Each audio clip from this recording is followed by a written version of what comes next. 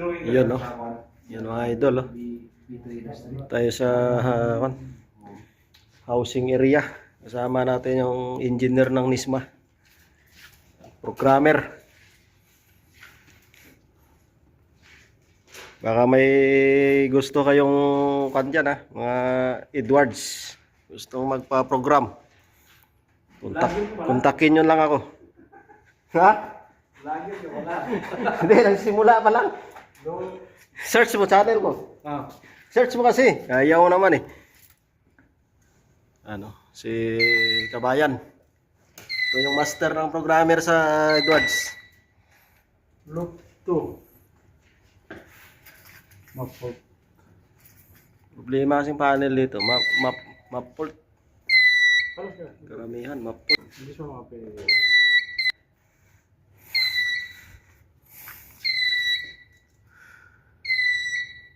Low charge. Wala. Wala power? Power low charge device. Low outlet dito? Meron. Mayroon, ito bro. Yan oh. Hindi, ito rin. Parang may nakaharang na ba? Pero kung pagsubok niya, Malupit na mga trupa na yan. bilang.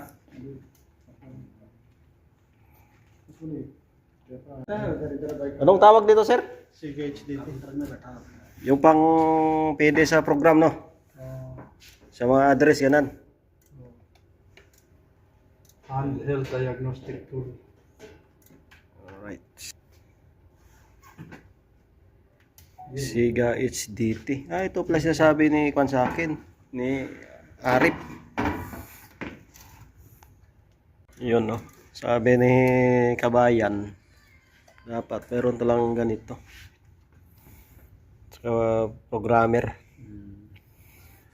Kasi hindi maiwasan yan, sir, eh, no? Babalik talaga ulit yan, eh. Pwede na lang kung i-disable mo yung mapping. Ang problema naman, pag disable mo yung mapping, every time yung papalit ka ng device, ipoprogram mo yung panel. Gagawa ka naman ng bago. Hindi, ano mo, kailangan puntahan ng programmer kada magpapalit ka ng device. Pag i-disable yung mapping, sir, edi mawala na rin ma-fault yun.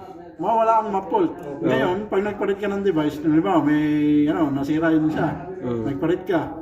Kailangan i-program mo naman. Program ulit, panibago. Panibagong program. Pero yung device na yon, gagana pa rin yun, sir. Hindi siya gagana. Hindi na, no? Kasi na-disable na, eh. Program ng ano eh. Oo. Yung ibang device, kasama niya. Meron rin. Hindi rin gagana, sir. Lahat sila.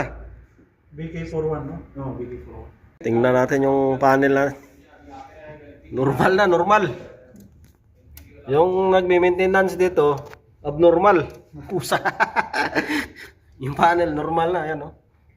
Malupit talaga si Kabayan. Ano? Master sa EST3 yan. Hanggang saan ba EST3, sir? EST3, 4, 5, ganon? EST3X, EST34, EST4. Yung latest. EST4. EST4, no?